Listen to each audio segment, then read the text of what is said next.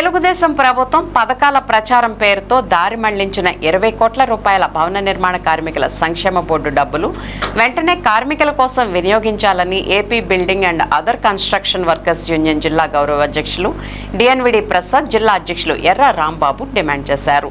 మంగళవారం స్థానిక over bridge centre నందు భవన నిర్మాణ కార్మిక సంఘం ఆధ్వర్యంలో నిరసన కార్యక్రమం నిర్వహించారు.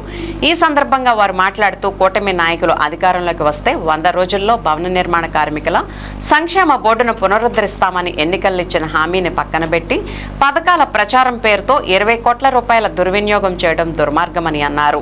పథకం ప్రారంభించడానికి ముందుకు రాని కూటమి ప్రభుత్వ అధినేతలు కార్మికుల డబ్బులు స్వాహా చేయడానికి తప్పుడు పద్ధతులు అవలంబిస్తున్నారని ధ్వజమెత్తారు. ఏ పథకాలు అమలు చేస్తున్నారని ప్రచారాలు చేస్తారని ప్రశ్నించారు. భవన నిర్మాణ కార్మికులు ఉపాధి లేక, నిర్మాణ మెటీరియల్ ధరలు పెరిగి పనులు లేక తీవ్ర ఇబ్బందులు పడుతున్నారని, ఇతర ప్రాంతాలకు వలసలు కూడా వెళ్లిపోతున్నారని ఆవేదన వ్యక్తం చేశారు. రాష్ట్రంలో భవన నిర్మాణ కార్మికుల సమస్యలను పరిష్కరించాలని విజ్ఞప్తి చేశారు. ఈ నిరసన కార్యక్రమంలో సిఐటియు నగర కార్యదర్శి ఎం ఇస్సాక్, మాధవ, సత్యనారాయణ, కె సంతోష్, పరస శ్రీనివాస్, నాగు, రామకృష్ణ తదితరులు నాయకత్వం వహించారు. నిర్మాణ కార్మికులకు సంక్షేమ పథకాలు అమలు చేస్తామని చెప్పి అధికారంలోకి వచ్చిన చంద్రబాబు నాయుడు కూటమి ప్రభుత్వం మాకు సంక్షేమ పథకాలు అమలు చేయడం మానేసి ఇప్పుడు 20 కోట్ల రూపాయలు దారి మళ్లించి ప్రచారాలు చేస్తారంట. ఏంటంటే సిగ్గుపడాలి ఇది విషయం.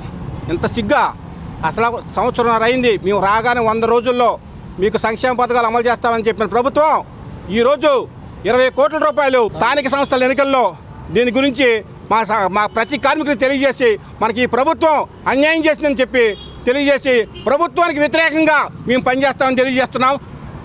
కనుక ప్రభుత్వం ఇప్పటికైనా కళ్ళు తెరిచి సంక్షేమ పథకాలు అమలు చేసి కార్మికులకి ఆదుకోవాల్సిందని చెప్పి మేము కోరుతున్నాం.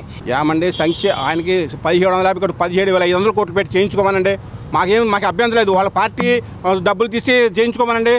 అదే ప్రభుత్వం డబ్బులు తీసుకోవడానికి అది ఎంతవరకు సమంజసం? అది 1750 కోట్లు అయితే దగ్గర 3 ప్రభుత్వ ఆసుపత్రులు మనకి లైన్లోకి వస్తాయి. మన ప్రభుత్వ ఆసుపత్రులు చేయడానికేమో గవర్నమెంట్ దగ్గర డబ్బులు లేవు. అదే ఎన్టీఆర్ విగ్రహానికి, చంద్రబాబు నాయుడు విగ్రహానికి ఇలాంటివి చేయడానికి మట్టుకే 1750 కోట్లు కాబట్టి 10,000 రూపాయల కోట్లైనా చేస్తారు. ఎందుకంటే వాళ్ళ అధికారం వాళ్ళ చేతిలో ఉంది. మంత్ర ఎవరైతే ఉన్నారో దొంగలందరి సంగతి కూడా తేల్చాలా. దీనికి కారకులైనటువంటి వాళ్ళ మీద చర్యలు తీసుకోవాలని చెప్పి మేము సిఐడి తరఫున మేము డిమాండ్ చేస్తున్నాం.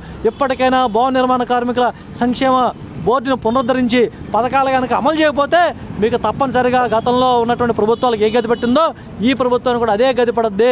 ఇవాళ భవన నిర్మాణ కార్మికులు ఈ రాష్ట్రంలో సుమారు 50 లక్షల మంది పనిచేస్తూ ఉన్నారు. బోర్డులు 20 లక్షలు ఉన్నారు. నమోదు కాని వాళ్ళు ఇంకా అనేక లక్షల మంది ఉన్నారు.